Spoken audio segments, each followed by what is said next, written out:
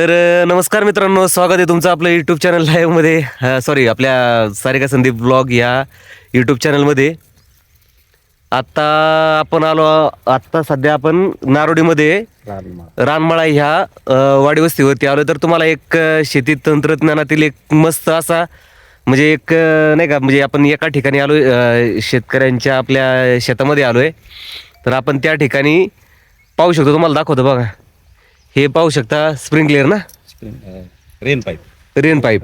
अच्छा, ही सध्या आधुनिक पद्धत शेतीमध्ये वापरली जाते सध्या, नाही का. ह्या माध्यमातून काय होतं ना, शेतीमध्ये येणारं भरघोस उत्पन्न, हा, आणि पाण्याची बचत किंवा पाणी भरणीला जो वेळ लागतो त्या गोष्टीसाठी पण.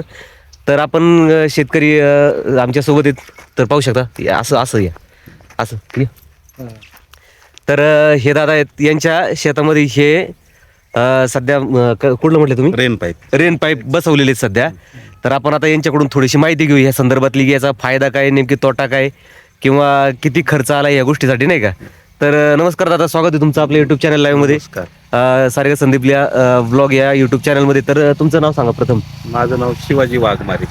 शिवाजी वाघमारे आहेत. बरं दादा, हे आपण याला साधारण किती खर्च आला तरी?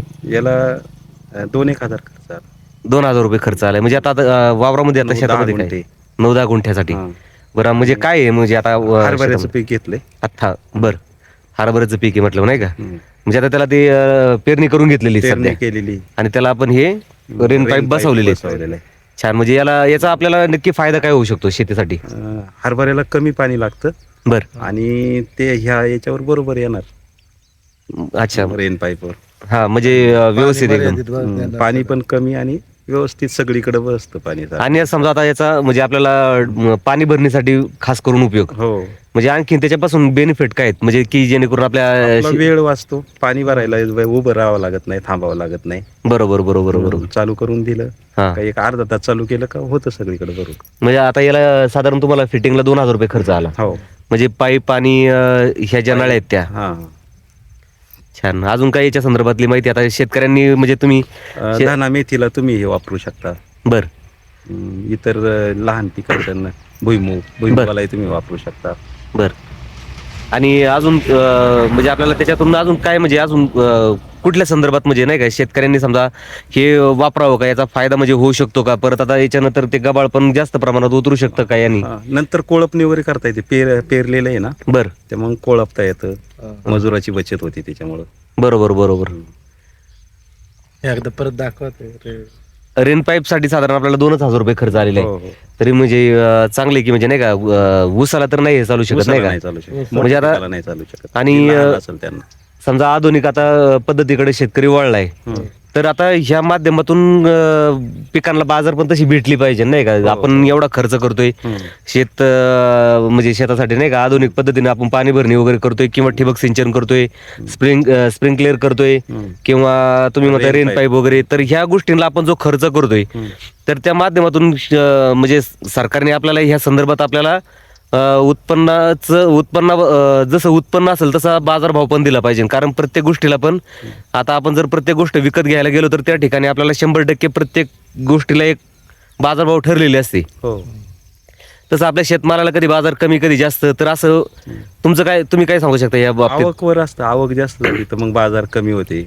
बरोबर आहे. नाही पण आता बरोबर तुमचं म्हणणं, पण कंपनी पण सध्या काय करते ना, प्रचंड प्रमाणात प्रत्येक प्रॉडक्टचं हे करते, नाही का, म्हणजे प्रोडक्शन करत असते. हो, तर तरी त्यांचं किती प्रोडक्शन झालं तरी त्या मालांना त्यांच्या म्हणजे काय असतील वस्तू XYZ त्या वस्तूची किंमत ठरलेली ठरलेली. हा, ठरलेली असते.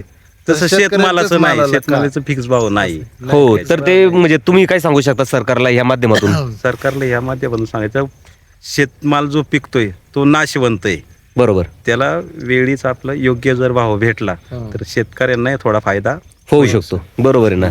कम से कम आता चालू वर्षी जर बघितलं तर आपण, तर कांद्याला काडी मात्र म्हणजे अक्षरशः फुकट दरातच द्यावा लागलेला आहे कांदा. अक्षरशः शेतकऱ्यांना, भरपूर शेतकऱ्यांचं नुकसान झालेलं आहे ह्याच्यामध्ये, नाही का.